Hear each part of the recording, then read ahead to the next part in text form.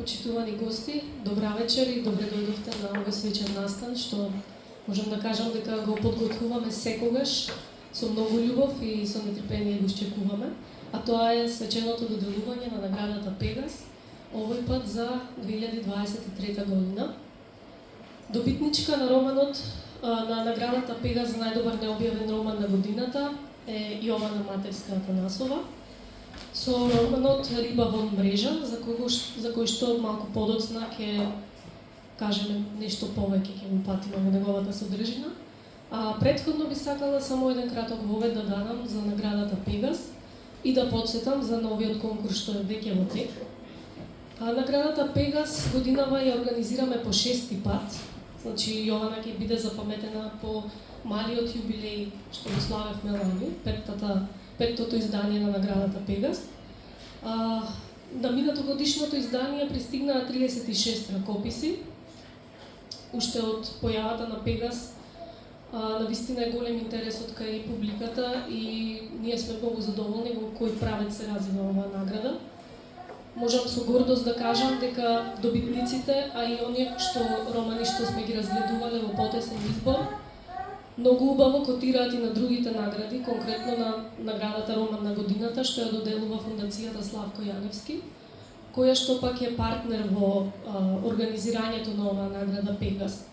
Всушност Пегас беше и така замислен како своевидно продолжение на наградата Роман на годината, што се доделува за веќе објавен роман за минатата година, а Пегас е награда која што се доделува за необјавен ракопис роман за деца или возрастни. Досега добитници на наградата се во првото издание на Пегас наградата ја доби Сонја Манџук со нејзиниот ракопис Насон прочитана книга. Таа година добивме навистина рекорден број ракописи, 77. И имавме полни раце работа, што не беше лесна од толкав корпус на пристигнати ракописи да се избере некој победнички. Следната година, пандемиската 2020 година, доделивме две награди Пегас, односно двајца добитници ја споделуваа наградата Пегас. Тоа се Владо Јаневски со неговиот роман Мртвите знаат најдобро, Љупчо Петрески со Лазарка. Следната година, 2021 година, наградата ја доби романот Хотел меѓу две војни, ако не се лажам, од Александар Русјаков. Во 2022 година Сибо со неговиот роман Зелениот дворец ја освои наградата Пегас, а лани добитничка е Јована Матевска Атанасова. Да ве подсетам и да пренесете, ако знаете некој дека пишува, дека конкурсот за наградата Пегас за 2024 година е веќе во тек. Беше отворен со денот на прогласувањето на минатогодишниот добитник. Затоа што годинава добивме поддршка од Министерството за култура, бевме принудени малку да го скратиме рокот, но сепак е доволно долг за да може некој што има ракопис во одредена фаза да го доврши и да конкурира. Крајниот рок за доставување на ракописите е 1 јули. На 2 септември планираме да го објавиме добитникот на наградата, а во текот до крајот на годината ќе организираме еден ваков настан и тоа прв пат ќе ни се случи во една година да имаме две свечени доделувања. По тоа се надевам ќе ја запамтиме оваа 2024 година. Вечерва во мое друштво се двете учеснички во жири комисијата, Николина Андова Шопова, писателка и добитничка на наградата Роман на годината, и Ивана Трајановска, универзитетска професорка, која што со својот ракопис и роман, што подоцна го објавивме деса, исто така стигна до финалето на наградата Роман на годината. Би сакала нив две да ги поканам и да ги повикам да го прочитаат образложението, односно одлуката, што ги донесовме непосредно по завршувањето на жирирањето. Малку подоцна, јас ќе се осврнам со промотивен текст кон романот Риба во мрежа и ќе вклучиме Јована на крај да ни каже и таа некој збор. Повелете. Благодарам.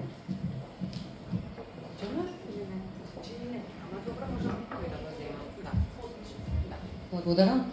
Најпрво честитки Многу ми е драго, а сега ќе ја прочитам официјално и одлуката.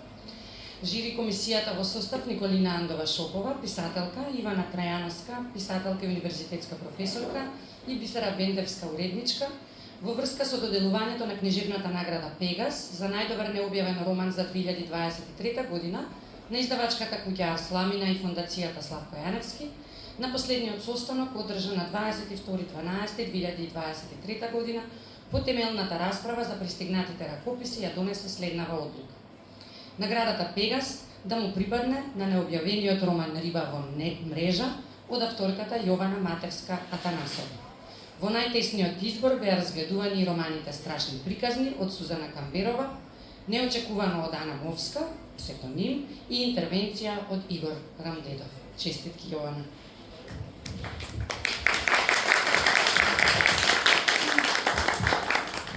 Добро вечер и од мене. Драго ми е што сум тука и што бев дел од жири комисијата за наградата Пегас. Имавме навистина опсежни дискусии, особено околу ракописите кои влегоа во потесен избор за оваа награда. Присутни беа различни раскажувачки практики и она што го гледам во современата македонска романескна продукција ми дава право да верувам дека во наредните години ни следуваат возбудливи книжевни години и дека жиријата на наградата Пегас допрва ќе имаат сериозна работа. Ќе го прочитам образложението на петиот конкурс за наградата за најдобар необјавен роман на годината Пегас, што организираат издавачката куќа Арсламина и фондацијата Славко Јаневски, се пријавија 36 ракописи. Додека конкурсот беше во тек, еден автор го повлече својот ракопис, а кога почнавме со работа на пристигнатите текстови, забележавме дека уште еден ракопис треба да биде изземен од разгледување, затоа што стануваше збор за објавен роман. Сметаме дека е важно да се забележи учеството на трите романи за деца и еден роман за тинејџери, како позитивен знак за придвижување во делот на книжевноста за деца и млади, која е дефицитарна во рамките на современата македонска книжевна продукција. Покрај победничкиот роман, во најтесниот избор за наградата Пегас за 2023 година ги разгледавме и ракописите Страшни приказни на Сузана Камберова, Неочекувано на Ана Мовска и Интервенција на Игор Рамдедов, кој се издвоја од мноштвото по оригиналноста на содржината и по стилската изведба. Во прилог на оваа констатација споделуваме кус осврт кон наведените финалисти. Во романот Страшни приказни авторката покажува солидно владење на жанровските конвенции, вешто балансирајќи помеѓу хоророт и фантастиката. Стилски прецизна и доследна, со јазик кој е сугестивен и може да ја создаде посакуваната атмосфера на напнатост, во Страшни приказни Сузана Камберова ги задржува читателското внимание и фокус, поигрувајќи си со неговата напнатост и исчекување. Романот Неочекувано на Ана Мовска го карактеризираат фрагментарна нарација, куси поглавја што мозаично се вклопуваат во компактна целина, јазична едноставност, но истовремено и комплексна испреплетеност на символи, современа тематика, како екологијата, например, спротиставување, но и пронаоѓање на врските помеѓу рационалното и ирационалното, науката и магијата и заокруженост на приказната и експлицитно постмодернистичко реферирање на користените извори, како подкрепа на научниот дискурс што се вплетува во белетристичкото раскажување. Интервенција од Игор Рамдедов е своевиден роман разговор. Речи се целото дејство се одвива во кабината на медицинско комбе, додека двајцата ликови разговараат возејќи се по булеварот партизански одреди во Скопје. Во разговорот тие се осврнуваат на гледките од градската околина, ги коментираат чудните ситуации од скопските улици, разговараат за општествените проблеми и аномалии, давајќи луцидни забелешки, но како што се одмотува клопчето на приказната до крај, на калейдоскопски начин се нижат слики, ситуации и ликови и дејството станува се поинтензивно. Структурата и нарацијата се неконвенционални, а јазикот често е натопен со жаргон и секојдневен говор. Сега ќе прочитам неколку збора за победничкиот ракопис од Јована Матевска Атанасова. Значи, Риба во мрежа е тинеџерски роман што третира една современа тема што ги засега најмногу помладите генерации, а тоа е прекомерната зависност од технологија и предизвикот да се живее без помошта на паметните телефони. Раскажувачкиот стил е непретенциозен, забавен, со внимателно дозиран хумор во приказната. Авторката, освен со јазикот, си поигрува и со формата, вметнувајќи графички содржини што треба да симулираат мобилни апликации, икони од интерфејс на мобилни уреди, рачно напишан телефонски именик, цртежи патокажи и така натаму, кои визуелно го разигруваат текстот и го оживуваат во рацете на младите читатели. Одредницата роман за млади треба да се свати само условно, како и дидактички отуват дека Ника, главниот лик, се обидува да го разбие митот дали може да се преживее еден ден безмобилен за доброто на тинеџерите. Зад оваа своевидна лажна трага се крие посложена и послоевита приказна, во која освен спротиставувањето на реалниот и виртуелниот свет, пред читателот се открива внатрешниот, емотивен свет на една млада девојка, која се соочува со многу предизвици. Она што додава вредност на овој роман е директното реферирање на книжевни класици за деца од македонската книжевна историографија, како што се Големи и мали од Бошко Смајковски, Касни порасни од Петрема Андриевски, Шекерна приказна од Славко Јаневски, суптилно сугерирајќи дека лектирата е неизоставен дел од форматирањето на личноста и воспитувањето на вкусот од најмала возраст, но и дека книгата, како и мобилниот телефон, ја има таа моќ моментно да не прошета низ времето и да ни ги врати пријатните спомени, без разлика на застареноста на моделот. Одлуката да го прогласиме за победнички романот Риба во мрежа од Јована Матерска Атанасова беше едногласна, подкрепена со еден силен и издржан аргумент, дека овој роман, кој се приближува до светските трендови за пишување литература за млади, би можел да го поттикне односниот жар во нашата културна средина и да постави одреден стандард на кој би се надоврзале идните автори на литература за млади. Уште еднаш честитки до Јована. Се надевам дека наградата Пегас и понатаму ќе расте и ќе биде важен двигател во нашата книжевна средина. Ви благодарам.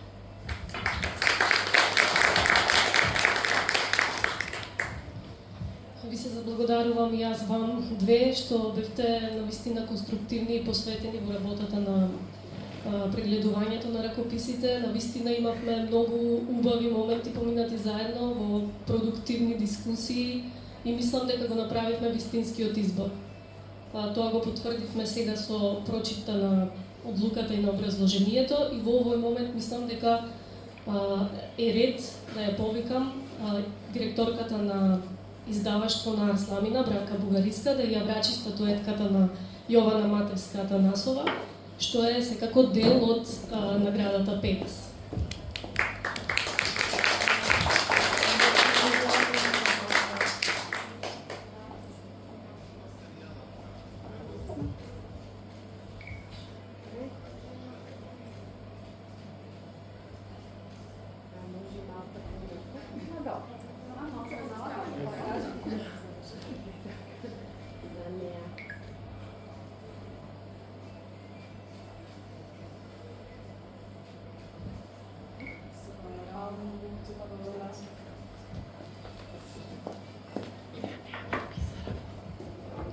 Јована Матерска Атанасова не е случајно име во книжевноста. Таа зад себе има богато портфолио писателско, би рекла, иако портфолио зборот малку звучи како кога се аплицира некаде за работа, но Јована, иако е по професија дипломиран и лиценциран психолог, се занимава со пишување многу одамна. Има објавено 8 книги досега. Тоа се романот Тамбовските снегови, е романот Писмата во библиотеката, кој е дел од наградените книги на Фондацијата Македоника и УНЕСКО за воведување на млади автори во дигиталното издаваштво, психолошкиот прирачник Јас во суперлатив, збирките раскази Гладоморје и 3 во 13, за која ја доби наградата Книжевен круг за проза за 2022 година од Друштвото на писатели Битолски книжевен круг и сликовниците Бунтот на бројките и Шарени ириси. Добитничка и на повеќе награди за кратки раскази. 2 откупни награди на конкурсите за краток расказ, распишани од дневниот вестник Нова Македонија во 2015 и 2016 година, двоен лауреат е на наградата Живко Чинго за 2020 година за расказот Гладоморје и 2021 година за расказот Пура во Осака, а во 2022 ја добива првата награда на конкурсот за краток расказ, распишан од Фондот на Холокаустот, Раскажи фотографија. За романот Риба во мрежа, нејзиното 8 дело, ја добива наградата Пегас за најдобар необјавен роман во 2023 година. Нејзините раскази се преведени на англиски, српски и албански јазик, застапени во повеќејазични збирки и антологии. Пишува и книжевни и театарски рецензии.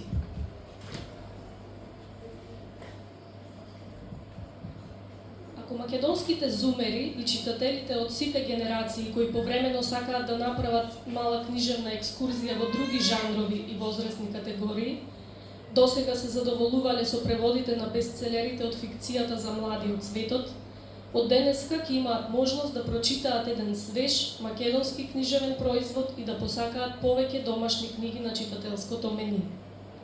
Риба во мрежа е роман со интерфејс на iPhone 14, во чија што употреба природно ќе се снајдат корисниците од генерацијата Z, чиј што типичен представник е хероината Ника Антова. Корисниците на оперативниот систем Android пак, како и дигиталните минималисти, не треба да се почувствуваат дискриминирани, затоа што за нив читањето на овој роман ќе биде уникатно искуство, нешто како зачекорување на непозната територија. А оваа наша територија е полна како мемориско главче на денешен тинејџер. Еден простор со обемност изразена во пета, екза, зета, јота бајти, или како што би напишал нашиот Рацин да живееше во овие мултиверзумски времиња, цел свет да збере, па да е завоа тело малечко. Затоа што сообраќајот во овој роман територија е многу прометен, присуството на многобројните икони, чет-боксови, фейс-постови, инста-сториња, на джиджани интерполации и така натаму, е за да ве навигираат низ приказната, а вие само треба да ги следите соодветно нивните сигнали. На самиот влез добивате сигнал на странски јазик, ако англискиот се уште го доживувате како странски јазик, дека можеби тоа што следува е ептен лична приказна од дневникот на Ника и дека сите сте почестени што имате можност да ја прочитате. И покрај ризикот да помислите дека таа е расејана и несмасна тинејџерка, романтичарски влюбена во својот iPhone 14 и во својата дигитална харизма. Но тоа е првата мамка во која ќе ве улови Ника во својата мрежа. 2 страници подоцна се случува антиклимакс со смртта на љубениот iPhone 14 и Ника де факто станува романтичар, оплакувајќи го својот мртов сакан и преиспитувајќи го собственото битисување во светот без љубениот објект-субјект. Интересен почеток на крајот на приказната. Сушност, само крај на почетокот на приказната, затоа што, како во секоја бајка, а што е дигиталниот свет во кој што претежно живеат младите денес, ако не е една шарена, анимирана, интерактивна бајка, во ваков момент почнува инициацијата. И тоа не каква било инициација, туку инициација во реалноста. Во реалноста функционираат поинакви закони, а првиот што треба да се совлада е законот на гравитацијата. Ника конечно е спуштена на земја и сега ќе треба да ги употреби своите човечки моки за да стигне до домот на баба си во Охрид. Без дигиталните и аналогните помагала со кои ја испрати мајка и на првото самостојно патување преку океан. Иако е родена во Сиднеј, таа по потекло е од Македонија, а благодарение на нејзината упорна мајка, Ника одлично го владее македонскиот јазик, а во теке и со материјата што се изучува во македонските училишта, затоа што мајка ѝ инсистира таа и нејзиниот помал брат да знаат за нивните корени. Сепак, тоа знаење не е сосема космизирано во главата на Ника, па е уште еден тригер за развојот на приказната. Приказната, освен што се одвива низ сокаците на Охрид, кинетиката на тоа дејство ја сочинува јазикот со своите магични преобразби. Играњето со јазикот, со неговата еластичност, многупојавност, живост, подаваат руменило на целиот роман. Ќе се фатите себе си како изговарате во главата охридски дијалект, визуализирајќи си ги диалозите и стратифицирајќи ги ликовите. Истиот случај е и со сленговската форма на јазикот, и со делчињата на англиски јазик. Тие ги автентицираат ситуациите, го оживуваат дејството како да го гледате преку виртуелна реалност. Движејќи се така низ симулираната реалност на Ника Антова, ќе сватите дека тоа движење не е сосем праволиниско и дека е на моменти прекинато.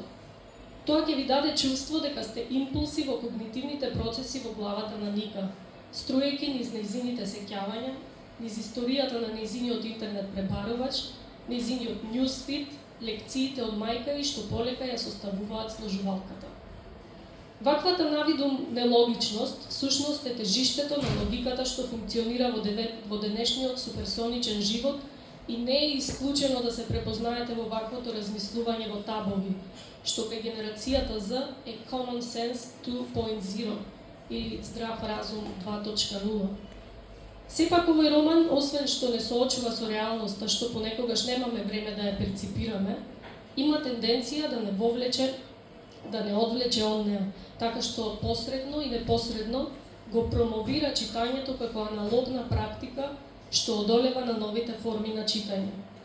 Именно Ника е задоена со читање од својата мајка, иако пробува да искивира од овој физички чин, посегнувајќи по аудиокниги. Нејзината мајка оддалечена со илјадници километри од неа, како будна совест ќе се појави во другарот што ќе го запознае Ника по една несреќна околност. Всушност, средбата со Климе, охридското момче риболовец, е момент на соочување, на реалити чек во духот на билингвалноста на книгата, со нејзината состојба на плен, на риба фатена во мрежата на собствената обседнатост со виртуелниот свет. Климе е се што не е Ника во радикална верзија. Климе не користи мобилен телефон и чита книги, и тоа не кои било книги, туку македонски класици за деца. Ги чита Бошко Смаќовски, Велко Неделковски, неизоставни лектири што го формираат вредносниот светоглед на македонските деца. Може да се каже дека тоа е пресвртницата кај Ника, во тој момент таа созрева. Не дека ќе излезе од светот кој го живее, туку во него ќе го внесе оној свет што го запоставила, со сите добронамерни лекции од мајка си, од баба си, од другарот Климе. Ако треба да одберам едно парче од книгата за да поентирам и да го затворам овој промотивен текст, тогаш без двумење би се одјавила со следното. Ноќеска по конечното пристигнување во куќата, расипаниот iPhone го стави во ковчегот со играчки. Внатре имаше се. Мојата прва кукла Тања, расклопеното полни конче во функција на нишалка, имаше и сет за чајанки, за сушени водени бојци, некои малечки фустанчиња што мама подсвесно ги оставила и како подсетување да ја прават друштво на баба Тени. Не беше лесно да се одолее на искушението, нема да лажам. Но iPhone-от беше играчка која барем привремено ја одраснав. И таму и беше местото, во скривницата на сладки спомени, закопана меѓу многуте артефакти од моето исполнето детство. Романот Риба во мрежа го проветрува македонскиот книжевен простор, неагресивно внесува модерност во корпусот за млади читатели, а истовремено се поклонува и се надоврзува на поставените темели од претходниците, затоа што само на тој начин се воспоставува континуитет и се постигнува правилен развој во една национална книжевност.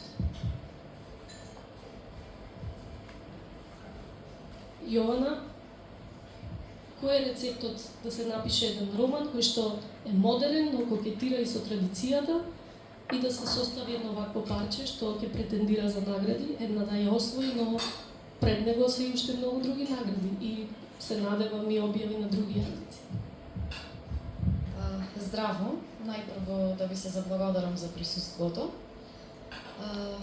Да одговорам на твоето прашање, едноставен рецепт нема, затоа што книгата, идејата за книгата беше започната уште пред 3 години. Сакав да напишам нешто што ќе биде забавно, истовремено хумористично, меѓутоа и ќе биде книга која ќе може да се фати за окото на тинејџерите, за да сакаат потоа и да ја фатат во рака. Затоа што знаеме дека често, например, тинејџерите ги одбива тонка книга, премногу зборови и не ми е прв пат да си поигрувам со прозната форма.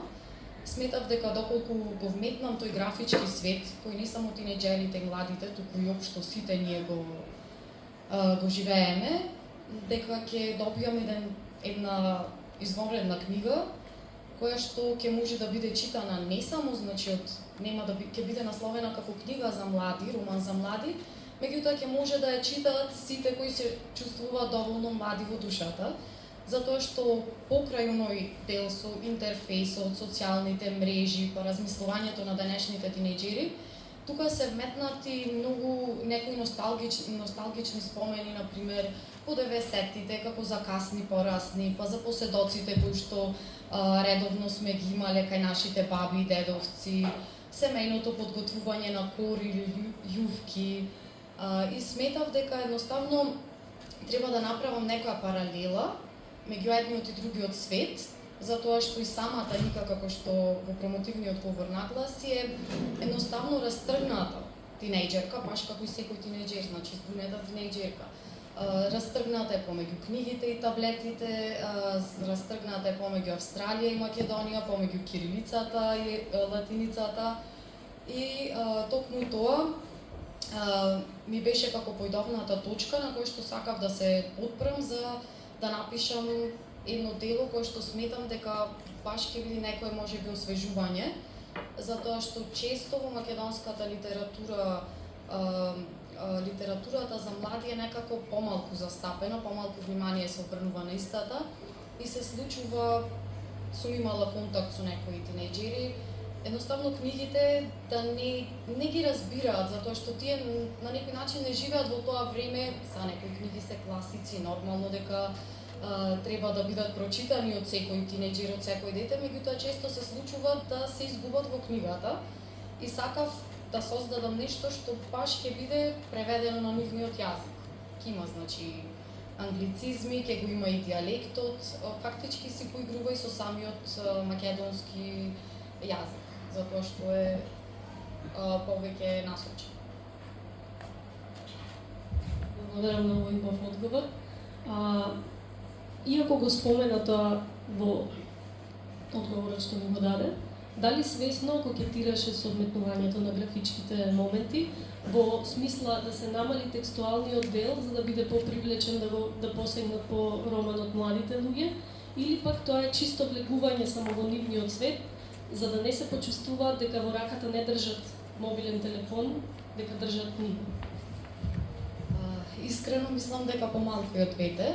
Меѓутоа повеќе ми беше да дадам, значи, една нова форма на книгата, за баш да ги привлечи и да речат дека ова е интересно, значи има скриншот елементи, има елементи од, не знам, чекбокс или слично, и да ги привлечи, значи на таков начин фактички да се намамат да почнат да читат, затоа што некогаш една книга може да го отвори светот и да се залюбат и во останатите книги. И сметав дека можеби на таков начин ќе ги привлечам тинеџерите да ја отворат и да сакаат да ја прочитаат книгата. Да, и тоа споменување на македонски класици, кои што на денешни деца, освен ако не ги читаат како задолжителна лектира во образовниот процес, можеби никогаш не би посегнале да ги прочитаат. Тоа е исто еден многу сентиш момент со книгата Касни порасни. Тоа е исто така еден момент кога Ника созрева, еден од тие моменти кога всушност сваќа што се мајка и кажувала претходно, дека тоа е некој начин пополнување на некои простори во нејзината свест, кои што можеби подоцна ќе продолжат на некој начин да живеат. Па лектирите да свесно ги вметнав затоа што сметам дека тие се едни патокази кои што често се сватени како баук од денешните генерации. Знаеме дека лектирите например се читаат бидејќи мора да бидат прочитани. Меѓутоа токму она што Ника, значи како кој дете растено во Австралија, меѓутоа сепак не со онај модерен темперамент, туку напротив со традиционалниот темперамент на македонското општество. Значи, иако мајка е преселена во Сиднеј, таа си ја носи традицијата со себе и значи сака да своите деца да ги израсне баш по тие стереотипи кои што била растена и таа. И сметам дека лектирите се еден доста битен дел. Нели има и во книгата читателите ќе видат една плейлиста, затоа што денешните деца се почесто почнуваат да слушаат аудиокниги, а мајката на Ника тоа строго го успорува, каде што таа значи ги вметнува аудиокнигите како MP3 формат за да не афати мајка и дека всушност ги камуфлира бидејќи слуша аудиокниги. Меѓутоа книгата едноставно сакам да има повеќе слои, не би можела баш да разграничам кога и како или зошто е тука вметнато. Дури во еден дел од самото дејство, значи направив една дигресија кога едноставно таа наместо да ја бара куќата на својата баба, тргнува да го бара мостот на желбите во Охрид. И тоа ми беше замислено бидејќи лингвистички 13-та година во англискиот јазик е всушност го значува почетокот на адолесценцијата, уствари на тинеџерството. И сакав да покажам, тука се вметнати некои значи елементи на басни како дека желката и зајакот, дека сепак сите стигнале на својата цел, дека всушност ние како деца, а подоцна нормално како млади, како тинеџери, некако сакаме побрзо да порасниме, меѓутоа не е целта да се брза, затоа што вообичаено секогаш се стигнува на одредницата, а тоа подоцна може да значи дека во меѓувреме ќе научиме една многу битна лекција, како што и самата Ника ќе научи во романот, која што ќе биде од животно значење. Уште нешто сакам да те прашам, љубопитна сум, зошто дејството го смести во Охрид? Ти не си од Охрид, од Битола си. Дали автентично го пренесе движењето на Ника низ охридските улици, бидејќи ако некој охридјанец почне да ја чита и најде некоја недоследност, дека движењето не е по тие патеки како што е опишано таму, кој е ризикот да се случи тоа? Дали ги истражуваше можеби на Google Maps како се движи Ника низ кои сокаци за да стигне на одредено место? Баш Google Maps е главниот виновник, меѓутоа значи се консултирав и со мои блиски кои што живеат во Охрид. Рутата е направена веродостојно, сега можеби некој ќе најде некоја недоследност, меѓутоа проверена ми е повеќе пати, бидејќи не сакам да оставам така некои дупки во книгите. Исто и за првиот роман Тамбовските снегови, кога го пишував, тој беше пишуван, значи се случуваше во градот Тамбов во Русија. Таму и самата бев на 10-дневна посета, меѓутоа сепак ми требаше помош нормално од Google Maps и слични апликации за да можам да бидам сигурна дека она што го пишувам, значи број на улица од се да биде веродостојно предадено, бидејќи не сакам такви недоследности. И интересно е, иако книгата значи на некој начин не го оспорува постоењето на мобилните телефони, туку напротив докажува дека денешната младина расти со пронајдоците, меѓутоа сепак и треба таа слобода која што например за разлика од генерациите претходно како например јас додека растев, ја имав слободата да искусам период без технолошки пронајдоци, без да биде навлезена значи во секоја пора на моето живење, например мобилниот уред и слично, дека сепак тие се од големо значење за тинеџерите, иронијата да биде поголема. Романот е напишан целосно на мобилен телефон во Google Drive. Бидејќи ретко имав можност да седнам на лаптоп или на компјутер и буквално веќе се навикнав да пишувам на мобилен телефон. Значи ти го доживеа искуството на Ника во целост. Ти благодарам за овој краток разговор, ви благодарам и на сите за внимателното слушање. Ве поканувам до крајот на годинава повторно да се сретнеме, веројатно на ова исто место, кога ќе ја доделуваме наградата на новиот добитник на Пегас за 2024 година. Проширете го зборот дека конкурсот е отворен и е во тек. Деталите може да ги најдете на флаерите што ги имаме распоредено по масите. Може слободно и да ги споделите со некого што знаете дека пишува и дека би бил заинтересиран. Повелете на кратка, не мора да е кратка, може и подолга дружба, неформална. Јована е расположена, да, ќе ви го предам микрофонот. Јована е расположена да ви подпише примерок. И ајде јас да не сум таа што ќе го каже последниот збор, повели Јована. Благодарам. Уште еднаш да ви се заблагодарам за присуството. Сакам да изразам огромна благодарност до Бисера Вендевска, која што беше уредничка на овој роман, за целосното посветено внимание и за трудот кој што го вложи, бидејќи мислам дека го изделка до најфината верзија која што можеше да се извлече од самиот текст. Благодарам и за жири комисијата Ивана Трајановска и Николина Андова-Шопова за образложението и за направениот избор. Сакам да се заблагодарам и до секој член на колективот на Арс Ламина, затоа што бев многу топло добре дојдена во ова прекрасно книжевно семејство и секако на моето семејство за поддршката која што ми ја дава. Благодарам.